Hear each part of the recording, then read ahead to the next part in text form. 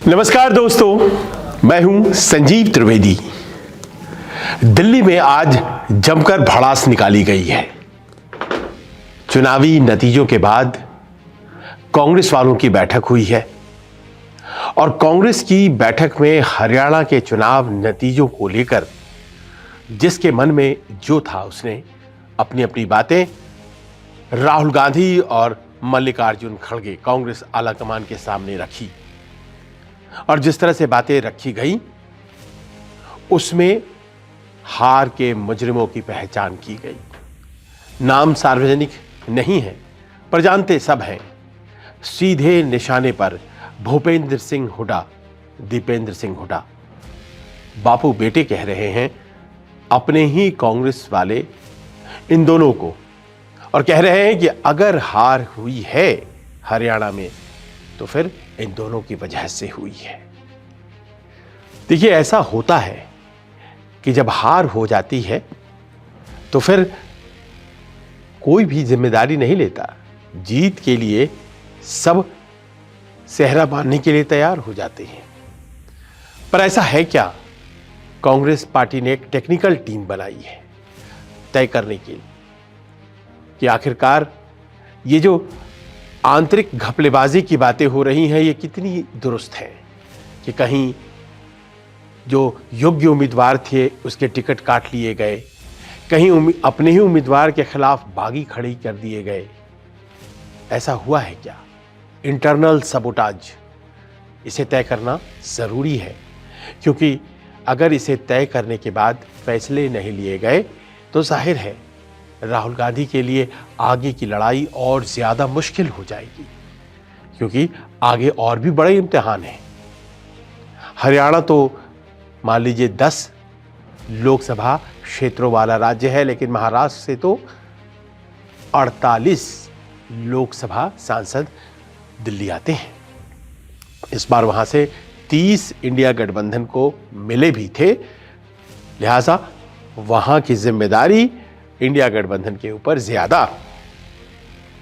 यह भी बात सामने आई कि आज बहुत खुल करके कुछ नेताओं ने ये बात रखी कांग्रेस आलाकमान के सामने कि कैसे हमें हराने की साजिश हमारे ही लोगों ने रची।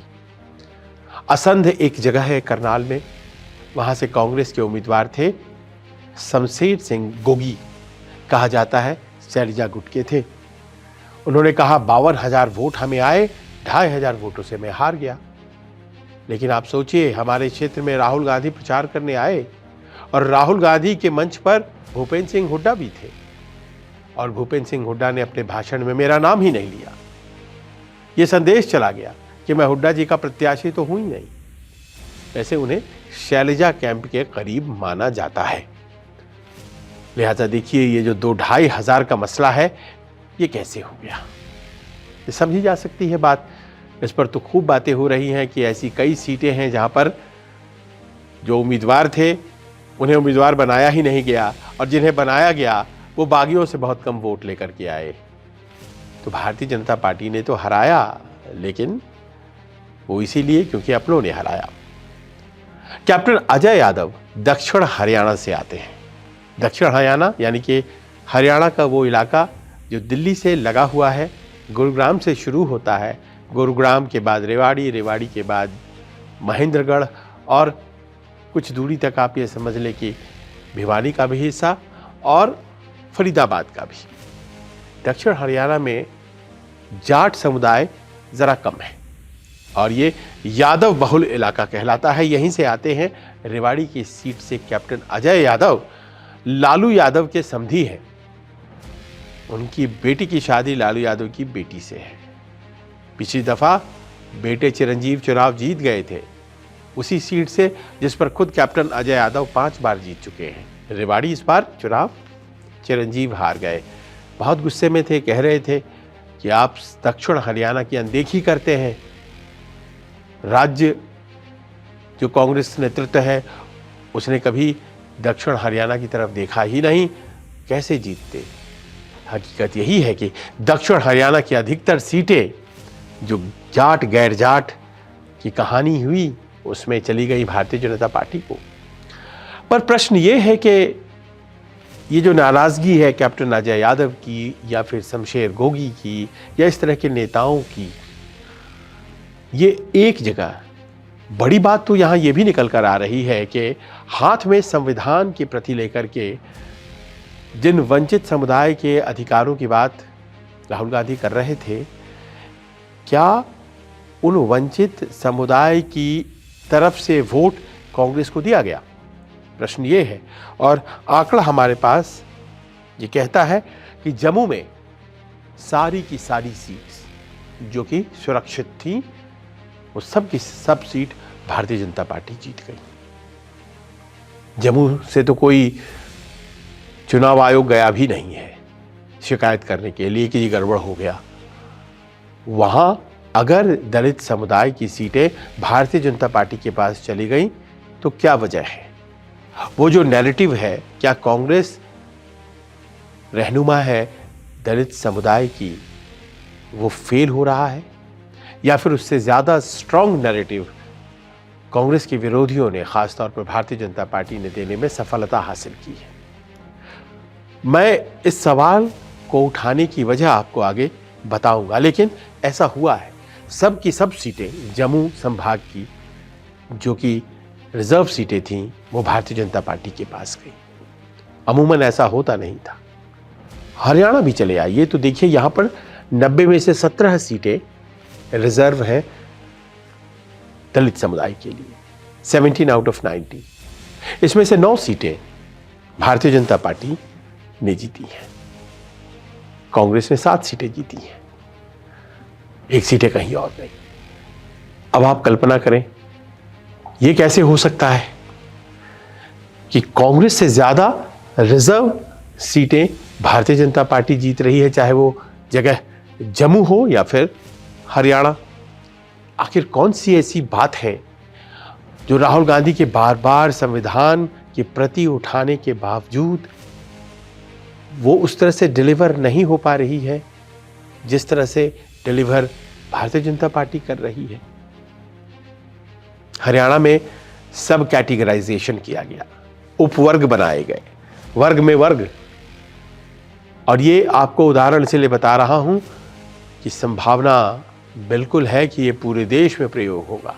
दलित समुदाय की आबादी जितनी बड़ी है, करीब करीब 20%, उसमें जो डिप्राइव्ड एससीज हैं, यानी कि एक वर्ग बनाया गया वंचित दलित समुदाय का। वंचित दलित समुदाय, उन्हीं दलित समुदाय में से एक छोटा वर्ग निकाल लिया गया और कहा गया कि इनको 10% आबादी देंगे। ये फैसला नायब सिंह सरकार ने लिया था चुनाव से कुछ दिन पहले। तो एक बनाया गया डीएससी यानी कि डिप्राइव्ड शेड्यूल कास्ट, और एक बनाया ओएससी यानी कि अदर शेड्यूल कास्ट। ये किस आधार पर? ये उस आधार पर जो सुप्रीम कोर्ट ने कहा है कि जो सबल दलितों में हो गए हैं उनको अपने ही दलित भाई बहनों के लिए अब जगह छोड़नी चाहिए ताकि वो भी आगे आ जाएं। ये एक ऐसी विभाजन की कहानी है जो कि आपको दलित समुदाय के भीतर दिखाई पड़ रही है, और हर राज्य में जहां जहां कांग्रेस मजबूत है, वहां जहां जहां उसे दलित समुदाय के वोट मिलते हैं, वहां अगर इस तरह की व्यवस्था होती है तो कांग्रेस के पास इसका काट क्या है, क्या जवाब है? ये बहुत बड़ा प्रश्न है जो कि हरियाणा चुनाव नतीजे से निकलता है। और पूरे देश में अगर इस प्रयोग को आकार दिया जाता है, क्योंकि सुप्रीम कोर्ट का फैसला है, जहां जहां भारतीय जनता पार्टी की सरकारें हैं वहां इसी तरह के फैसले लिए जा सकते हैं। और आधार भी दिया जाता है। कहा गया कि जो डीएससी है यानी कि जो वंचित दलित समुदाय है हरियाणा में, उसकी आबादी 52% है, लेकिन उसकी जो रिप्रेजेंटेशन है, उसका प्रतिनिधित्व है सरकारी नौकरियों में, वो मात्र 31% है। लिहाजा उनको आगे लाने की जरूरत है और उन 10-15 कास्ट्स को विशेष आरक्षण की परिधि में ही दे दिया गया। बाकी जो अदर एससी हैं जो थोड़े प्रगति कर गए हैं, उनके लिए आरक्षण उसी आरक्षण के दायरे में थोड़ा कम गया। ये आपस की कंपटीशन चुनावी तौर पर भारतीय जनता पार्टी को एक निश्चित वोट बैंक दे रही है, कांग्रेस क्या करती है इस पर यह देखने वाली बात हो। आपको आज महाराष्ट्र के बारे में भी बताएंगे। महाराष्ट्र में क्या हुआ है, कैबिनेट का फैसला हुआ है महाराष्ट्र में, और महाराष्ट्र में जो कैबिनेट का फैसला हुआ है वो आपको ये संदेश देगा कि अभी तक जो वोट बैंक कहलाता है गैर भाजपा पार्टियों का, उसके लिए भारतीय जनता पार्टी अब नई नीतियां बना रही है। और जैसे कि ये दलित समुदाय वाली बात हमने आपको बताई, प्रश्न अब ये होगा कांग्रेस और वो तमाम इंडिया गठबंधन के दलों के सामने कि आखिरकार इन नीतियों का मुकाबला कैसे करेंगे, क्योंकि ये नीतियां जो हैं वो तो उनके वोट बैंक में ही सेंधमारी कर देंगी। अब मैं आपको उदाहरण देता हूं, आज कैबिनेट में जो पारित हुआ है उससे निकालकर। आज महाराष्ट्र कैबिनेट में पारित हुआ है ये कि मदरसों में शिक्षकों की नियुक्ति होगी और जो उनका वेतनमान है उसे बढ़ाया जाएगा। अब सोचिए, जब मदरसे की बात आती है तो कांग्रेस पार्टी हाथ खड़े कर देती है, समाजवादी पार्टी हाथ खड़े कर देती है। वो कहती है कि ये तो हमारे लोग हैं, हम इनके हित की बात करेंगे। लेकिन महाराष्ट्र में भारतीय जनता पार्टी, एनसीपी अजित और एकनाथ शिंदे के नेतृत्व वाली सरकार शिवसेना, वो कह रहे हैं कि हम मदरसे में शिक्षकों की नियुक्तियां करेंगे और उनकी तनख्वाहें बढ़ाएंगे। चुनाव सामने है, आचार संहिता लगने वाला है, उसके पहले बड़ा अहम फैसला और भी फैसले हुए हैं। क्रीमी लेयर यानी कि ओबीसी कैटेगरी से संबंध रखने वाला ये फैसला कहा गया है कि 8 लाख इस वक्त जो क्रीमी लेयर की एक सीलिंग रखी गई है कि अगर आप 8 लाख से आपके पेरेंट्स ज़्यादा कमाते हैं साल में तो आप क्रीमी लेयर में मान लिए जाएंगे, आपको आरक्षण का लाभ नहीं मिलेगा। उस 8 लाख की सीमा को बढ़ा करके 15 लाख करने का निर्णय लिया गया है। यानी कि अब 15 लाख तक भी अगर आपके पेरेंट्स कमाते हैं, माता पिता कमाते हैं साल में, तो तब भी आप ओबीसी आरक्षण का लाभ ले पाएंगे।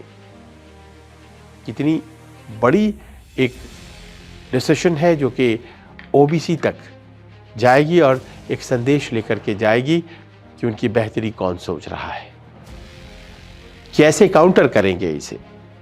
इसके अलावा और भी बातें हैं, जैसे कि एससी समुदाय से जुड़ी हुई जो आयोग है उसे संवैधानिक दर्जा दिया जाए, एससी आयोग को संवैधानिक दर्जा दिया जाए और उसके लिए 27 पदों की मंजूरी भी दे दी गई है।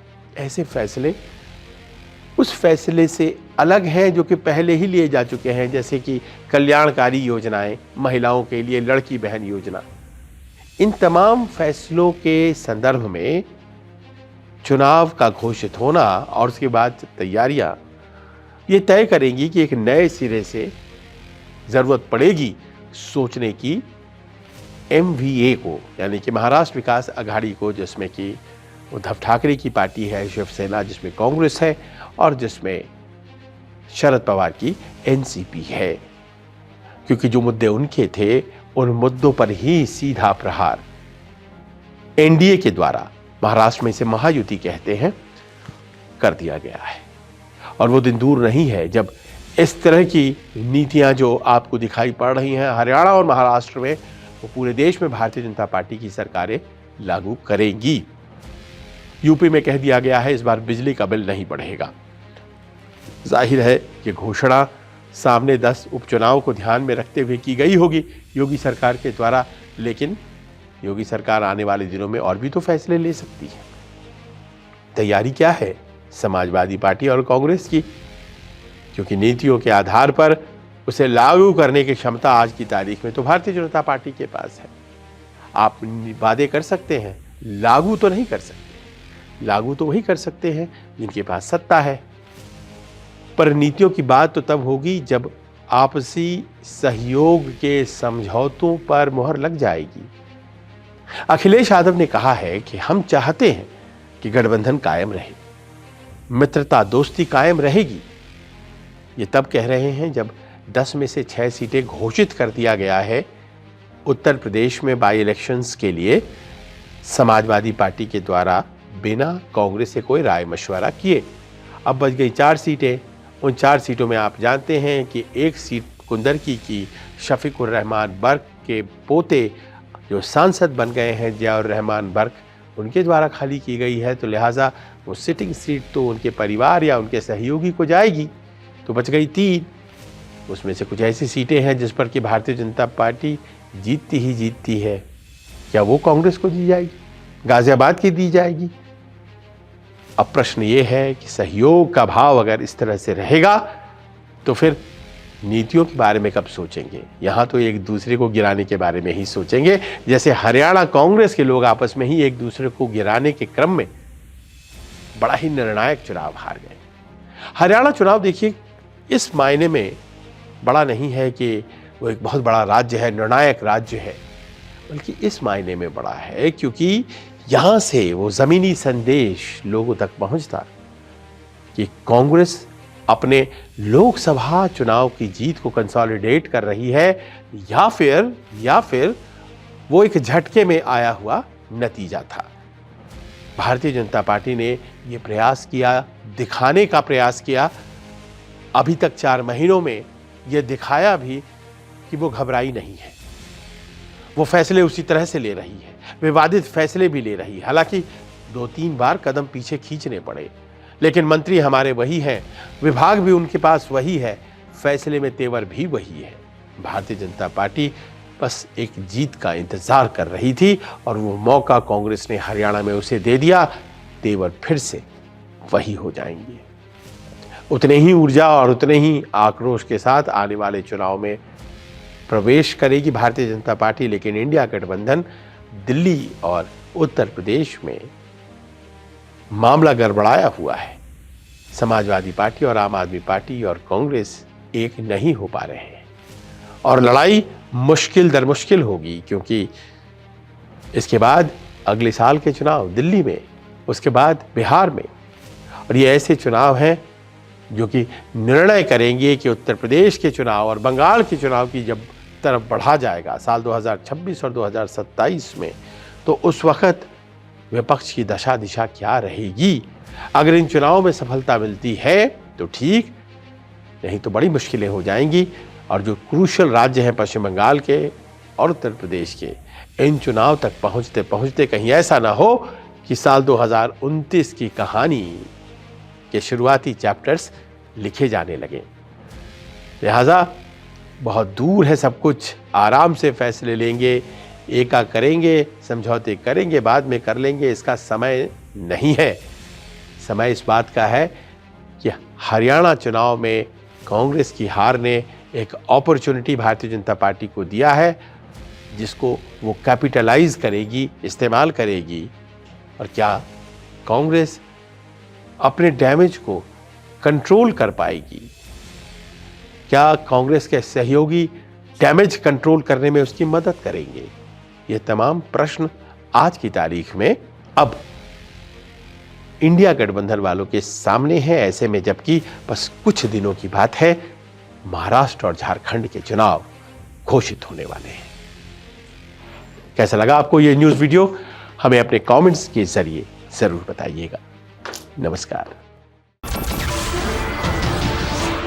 नमस्कार, मैं हूं मानक गुप्ता।